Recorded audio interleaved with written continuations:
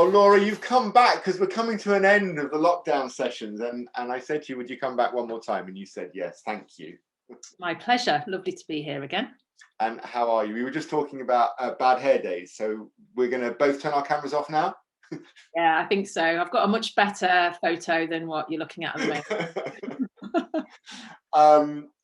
Talk to me. We've obviously been in touch right through the lockdown, and we do programs together. So we're always talking coaching and leadership, and actually more recently well-being. And I thought it might be nice to bring you on again to talk more about that as we come out of lockdown, because I have this concern that everyone's been talking about it while we're all locked down, and then once we go back out and the world opens up and we'll start talking about business and it's all about the curve going up for money and economies are growing, we're going to forget about this well-being, this self-care, this time for ourselves. How can we sustain that kind of well-being piece for us? How do people make it a priority? And I know you've always shared your experiences with it, so I wondered, how have you kept it going? I find it hard, basically. I mean, I have to set an alarm every day to just remind myself to meditate each day, right? It's not natural yet. No, it's not natural yet for me, in all honesty, Brad. And I think I also know that I fight against and rebel against well-being to some degree, which is laughable because I'm, passionate and an advocate about well-being. Right. But there's something about the monotony, about the routine, and about mixing things up a bit. I've heard a lot from people, and I'm sure that this will resonate with you as well, about the fact that this third lockdown that we're calling it has been, of them, of the three, has been the one that we're just done with it now. We're just right. It's so last year, isn't it? Yeah, it's so, come on now. What's the next thing?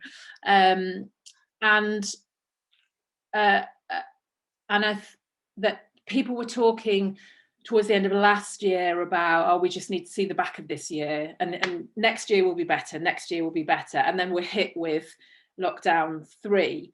And I think sometimes in people's minds they were thinking that there was just a switch would go and everything, we will just switch as humans and we will feel motivated again, we'll feel inspired again, we'll be we'll be thriving and enjoying in some respects. And I think that's the rose-tinted spectacles of how in some ways we've been trying to get ourselves through this period. And I always come back to, with anything well-being related, whether that's mental, emotional, physical, behavioural, the idea of just taking this balanced approach, and not the all or nothing, that black and white thinking that we often have, but how can we bring in some of these aspects of well-being that we know are good for us and helpful for us, but do it perhaps in a subtle way that's integrated with our life and our habits. I like that, and it does resonate with me, and actually it reflects exactly how I've brought more mindfulness into my daily routine. So I have a couple of moments during my work day, and now I've added a couple of moments on my walks with the dogs where I just stop. I open the door of my office if I'm at home, or I close my eyes when I'm out with the dogs, and I just stand still.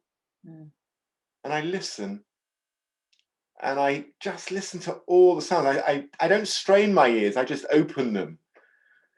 And it starts with it sounds like one bird noise, but actually when I start to listen closely, actually it's 4 or 5 different bird sounds I start to hear. Yeah. And then the wind, maybe a distant car from the motorway, kids' voices in a garden, so and you start to just hear everything. And just after a couple of minutes, I stop and I carry on walking. It's just nice to focus on breathing. And I think it's when you talk about balance, I think people often think with balance, it's about 50-50.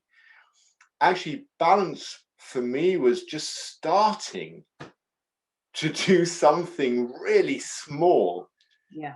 Introduce 3 2-minute pauses in the day. Yeah. To just listen to my environment and connect with it. Yeah. And I think as well, Brad. So on the wellbeing workshop that I have been delivering and working on over the last year, really, what the first point I get individuals to think about is, in terms of the last year, we look at what have you found particularly tough. So that's, I guess, the past. But then it's the anticipation of the future, that just because we've got a roadmap in the UK coming out, you know, globally coming out back to whatever this normality is, it doesn't mean that we don't have worries. It doesn't mean that there aren't things that are still impacting our well-being. So really getting individuals to think about, so what is it that you are worried and concerned about over, you know, for the rest of the year? In, you know, what are you anticipating? And then how does that manifest itself? So when you're encountering either these thoughts or some of the struggles that you've been through, that you've encountered, what happens in your mind? What happens in your physical body? What's happening? What do you notice about the emotions that you're having? And then behaviorally, what's happening? Because that awareness, and again, you know, we've had many conversations, awareness is that first part. How do you know what you need to do for your well-being if you don't know kind of what happens when you are not a well-being? So first of all, raising that awareness and noticing. So I get individuals to think about, when you're in your car and that petrol light comes on, you know you've got 50 miles roughly. You've got plenty of time to think about what do you need to do to help you get that petrol in the tank. Many of us will keep on driving. We get to 2 miles and then we're desperate to find that petrol station. So really thinking about our well-being from a longer term perspective. So what can we be doing? But also, what are the strategies that are that point where if we don't do something, then we are at risk of that burnout or, you know, even potential kind of breakdown. So I love that analogy, by the way. I think that's great.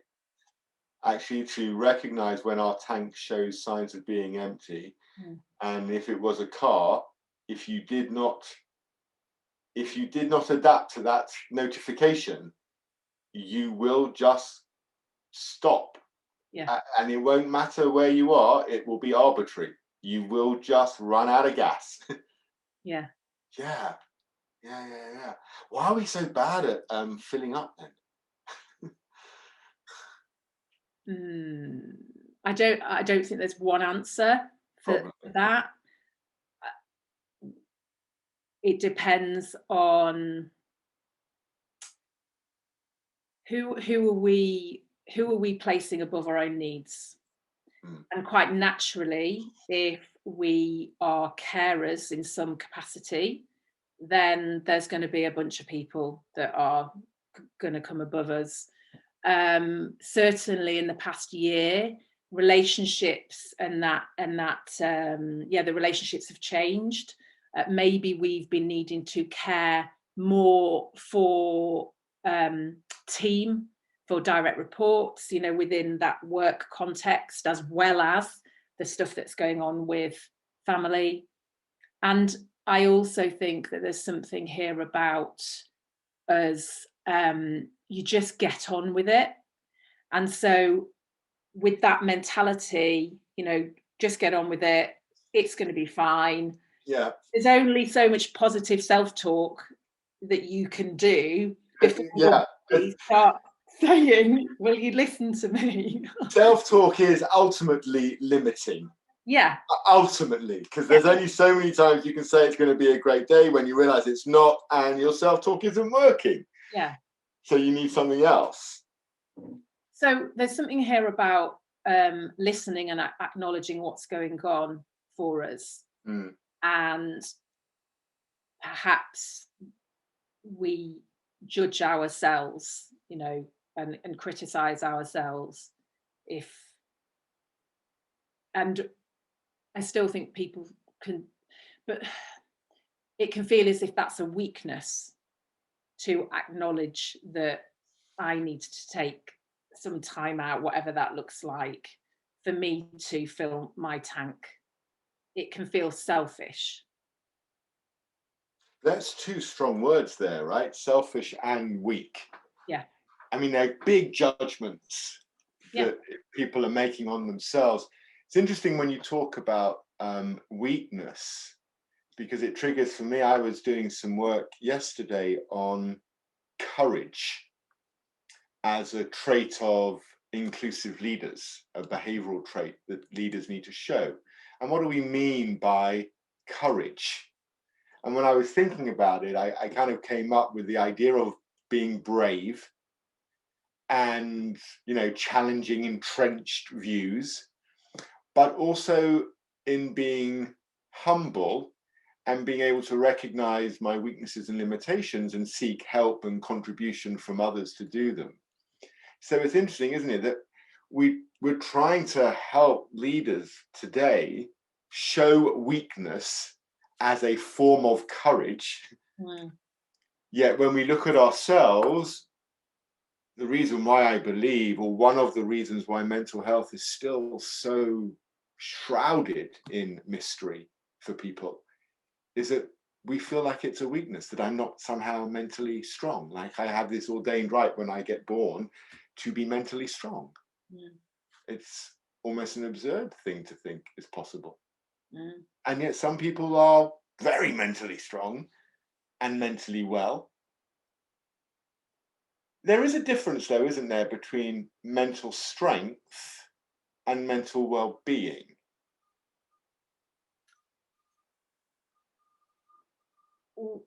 I believe there is. Yeah. So Whether no, but help me understand, because I think there is, and I would rather have your perspective on what that difference is, because sometimes I think people confuse the two, which is why they think if they're not mentally well, it's somehow a weakness, because mental well-being has somehow morphed into a form of being mentally strong. Mm. You know, I've got an image of Rocky Balboa behind me. You know, the guy just keep moving forward, doesn't matter how many times he gets hit. Mentally strong doesn't Yeah. mean mentally well. And if you remember many years ago when resilience first came into business, you know, in terms of the leadership training, many years ago, resilience again was similar. If you were resilient, you were strong, you Right. were unshakable, Yeah. you didn't let anything kind of get through. Resilience today means something quite different, and it's almost like an armor, isn't it? People see mental strength as being very powerful. Mm. Um, Yeah.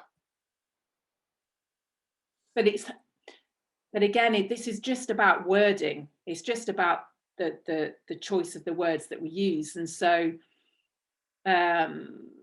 because mental health has been used so much over the last year and before, I just think people have their differing views of what mental health means.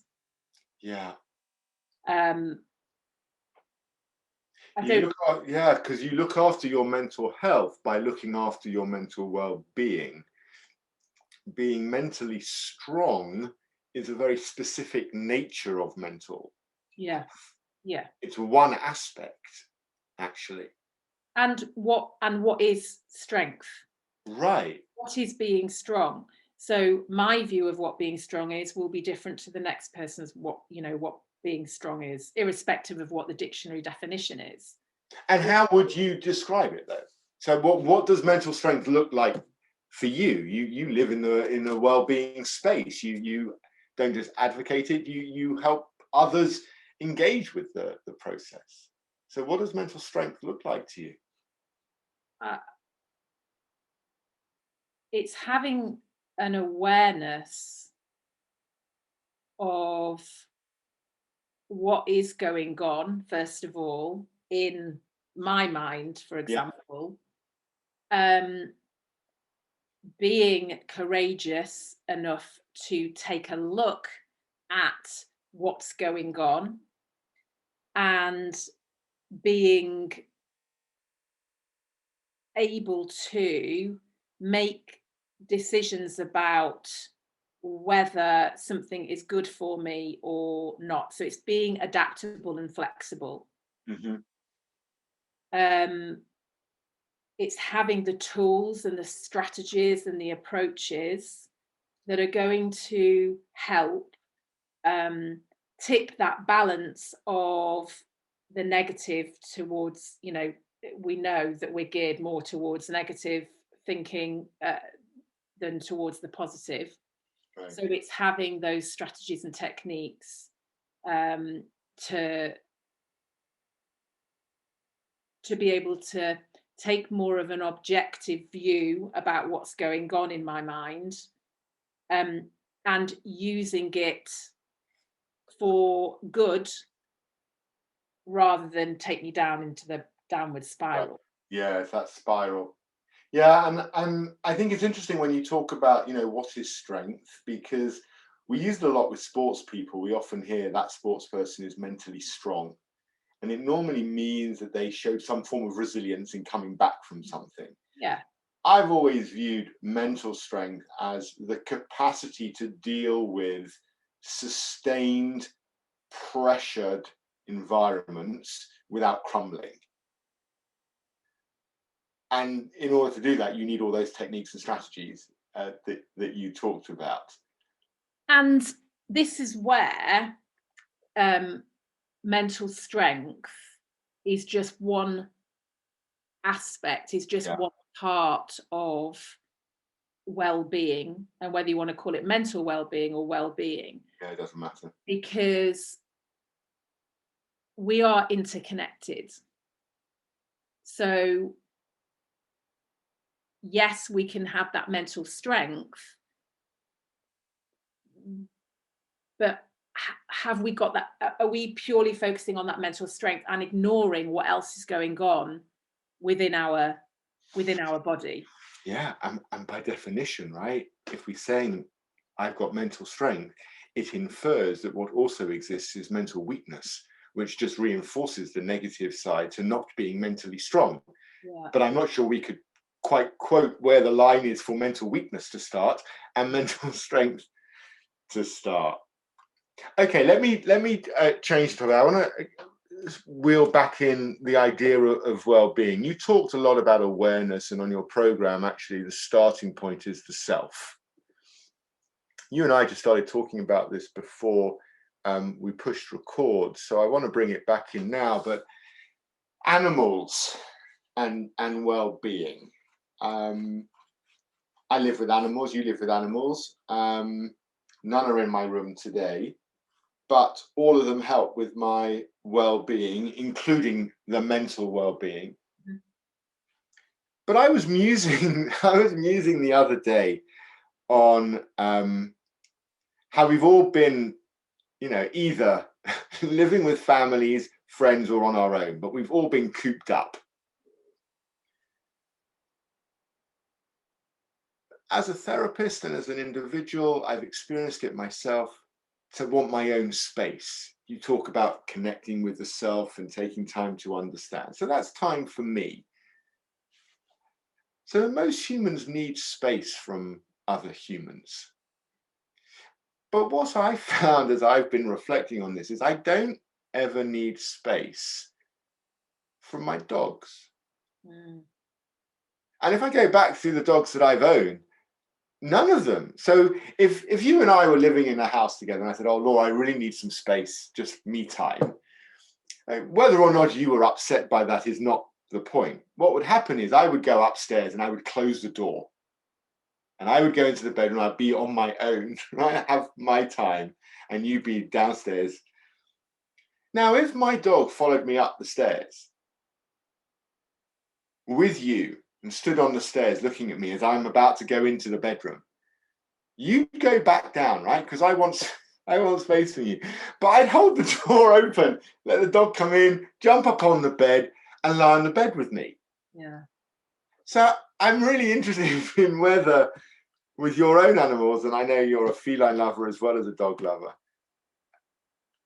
that me time that you talk about, which is important, does it exclude pets? And if not, how come we want space from humans It's but really not our animals? yeah. I just, so for me it doesn't. You know, don't get me wrong, there are times when Felix can be incredibly irritating. However, it's a joy. It's a joy for me to be around him. Right. And I'm not sure whether this is down to that unconditional, you know, the unconditional love that is often spoken about between animals and humans. And there are definite therapeutic, it's almost like a form of meditation and mindfulness, isn't it? Just sitting and being with them and in their presence. And I wonder also whether there's something around expectation or a lack of expectation and acceptance, just acceptance for who we are as we are. No No judgment. no judgment. Yeah. And there's something there around the rule or our beliefs that perhaps is creating that. So if we follow that through, what we're actually saying, and this goes to the heart of, I think, our mental well-being and how we view ourselves in the world that we live in.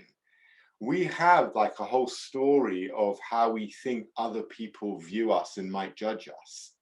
Because what I interpret what you've just said as is essentially when I'm lying with my dog on the bed, or I'm out for a walk with my dog in the woods, I can be completely, unashamedly authentic.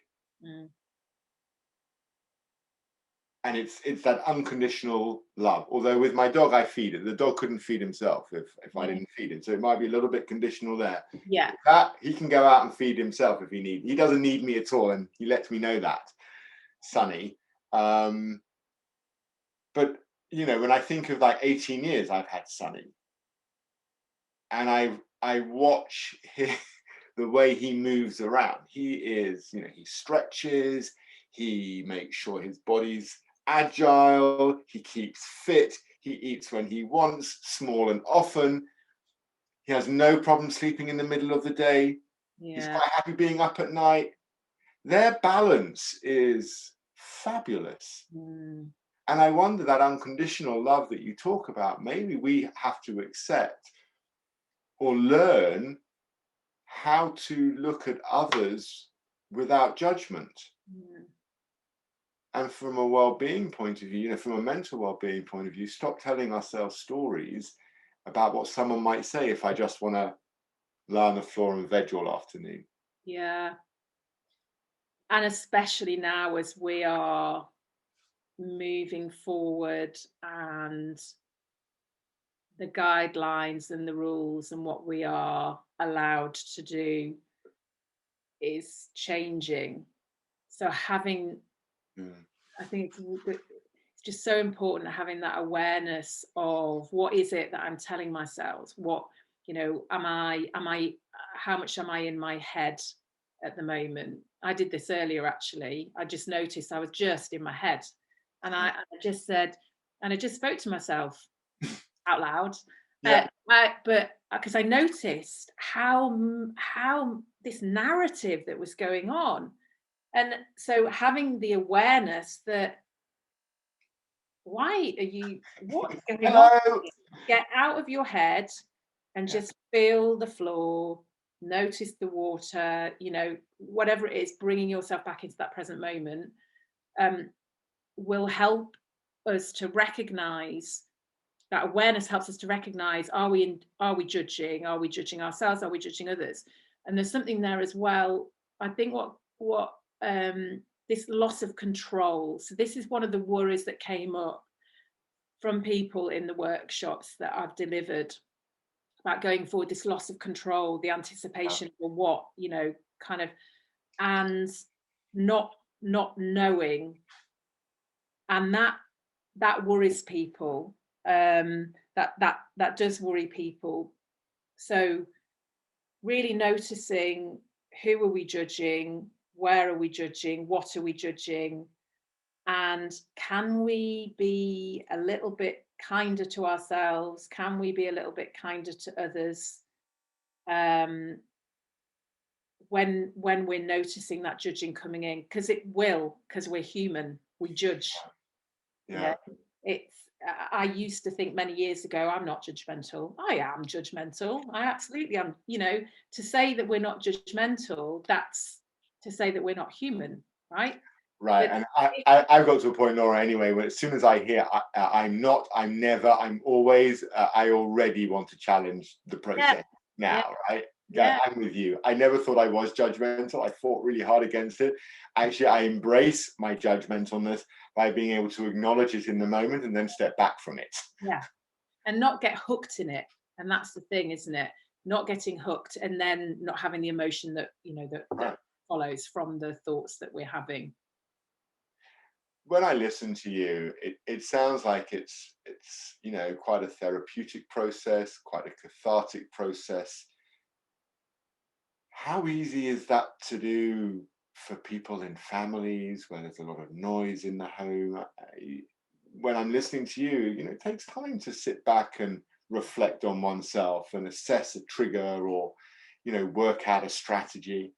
If I've got two young kids who I've been homeschooling for the last 7 months and, worried about what they're bringing home, or I'm waiting for my mum to have her vaccine jab, or whatever it is that's going, how do you make the time? How do you carve out time for yourself? You can't see it, but just behind my computer on the wall is a post-it note that says, Brad, carve out time for yourself, with like exclamation marks. It's only gone up in recent weeks as I realize how easy it is to get sucked into the new year, and suddenly we're middle of March, end of March, 1/4 of the year gone, we're still in lockdown and working as hard as ever. So I have to put a post-it note up just to remind myself to do it.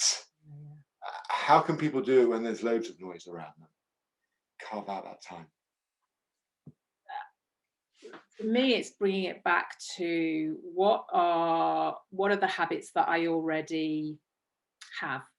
So it's not about carving out an hour in a day, because that for some people is that's not possible. I can't even carve out 10 minutes at the moment for myself.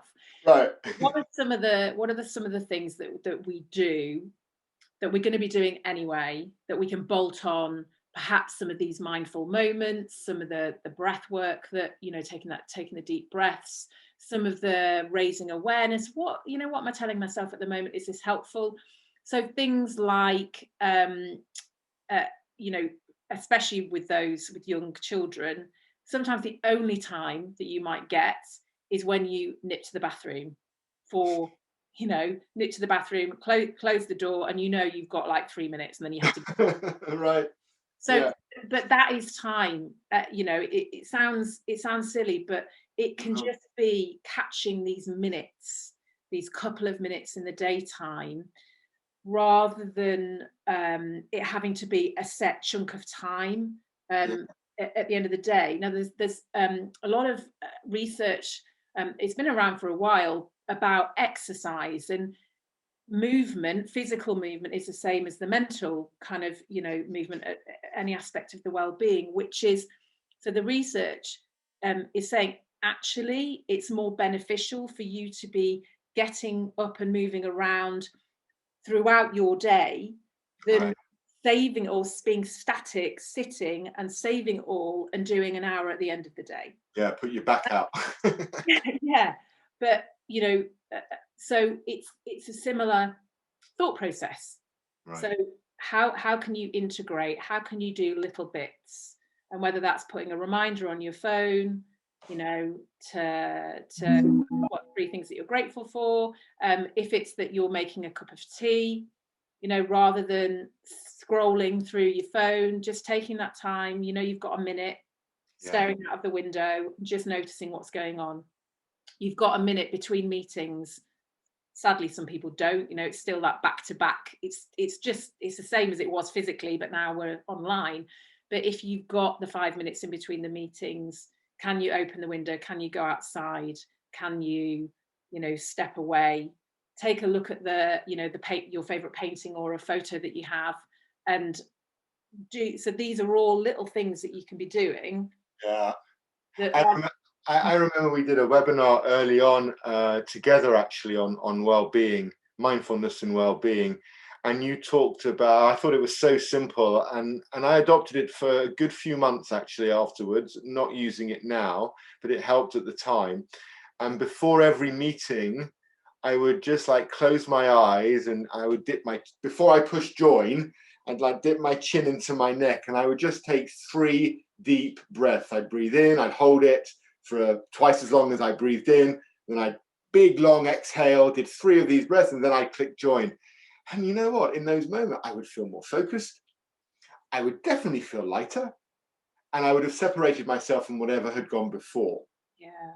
And it was and I didn't view it as a well-being practice. Actually, it was a focus practice that instantly made me feel better. And that was a gem. I remember when you talked about it on that webinar, and I talked about posture. I notice you have like really good posture. You sit upright, I slouch, and I move, and I wonder that's also has an impact when we're sat all day on screen. And you see me, I'm always sat leaning slightly on my left, just putting that pressure on my lower back that I can moan about when it pops in a few weeks' time. And I think this is it. It's about having an array of strategies, some in the moment, some that will take longer. And I call it, so when I was on a pain management program, and this is actually where my wellbeing workshop came from, and we learn a lot about all different aspects of pain and pain management, and we created something called a setback plan. And that plan was about looking at what are the symptoms, what are some of the things that cause that pain, and so what are the problems, and then what are the strategies that we can use. So having a range of strategies is just going to help us look at well-being from that 360 view rather than that one-dimensional view. And I think sometimes I feel that sometimes we have our blinkers on when it comes to well-being. Well-being isn't just about the mental. It's not just about the physical. No. It's not just about what we're putting in our bodies. It's vast. It's occupational, it's spiritual, it's emotional, it's physical, it's mental, it's it's just every dimension. And I think you're right, because there are moments I always have this image. I'd always wanted to go to base camp at Everest. I've always loved the thought of it. I won't climb now, but I still wouldn't mind going to base camp. Yeah. And I have this image in my head when I've seen shows or I've watched travel shows on it. You've always got that flying like flags in the wind, all the lovely colours. And outside my window, I've got coloured bunting, and it flaps in the wind. And from time to time, as I look at it and see it, I just visualise this very calm feeling of being somewhere in Kathmandu or down the peaks of Everest. and just seeing all the flags sort of fluttering. And I think these moments where we reconnect with our environment are so useful. I spoke to someone a few months ago. She had rowed across the Pacific. I mean, it was incredible, her story, with 3 other women. And she talked about a model she had kind of fallen on herself called the Hay model, Hey. And it was all about, how do you connect more with humans?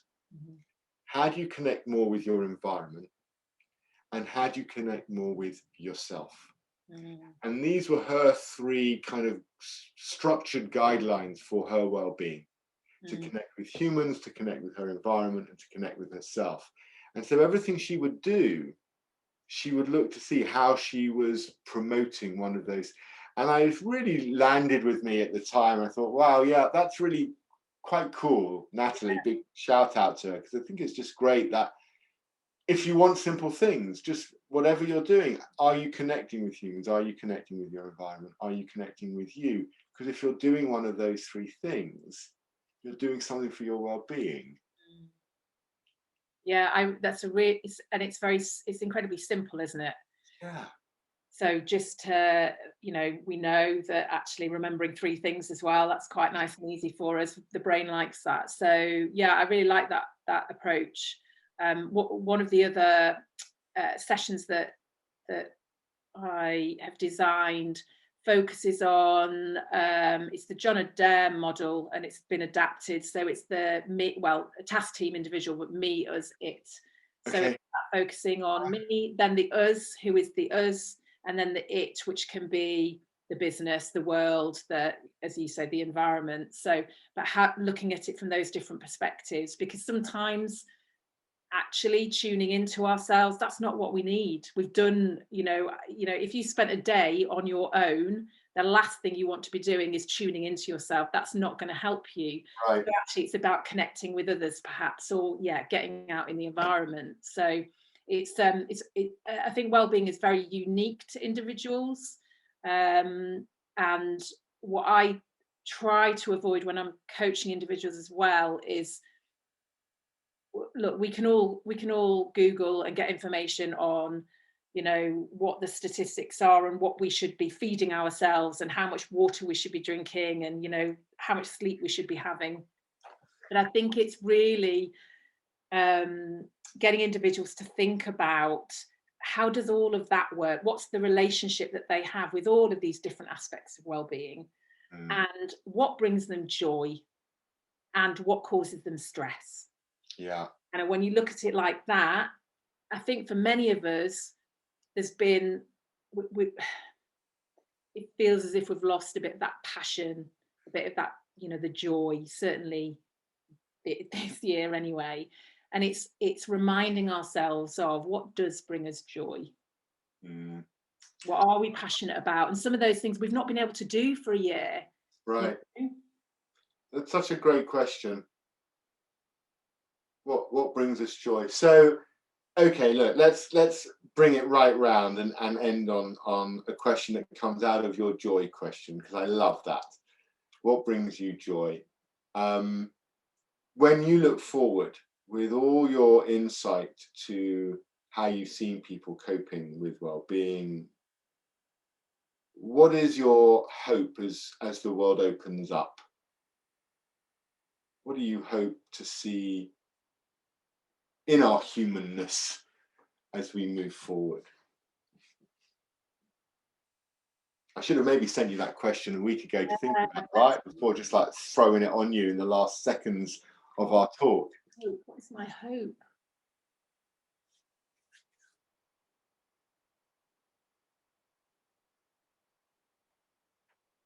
Gosh, that is such a big question, Brad. That's completely got me flummoxed, because I've got lots and lots of hopes.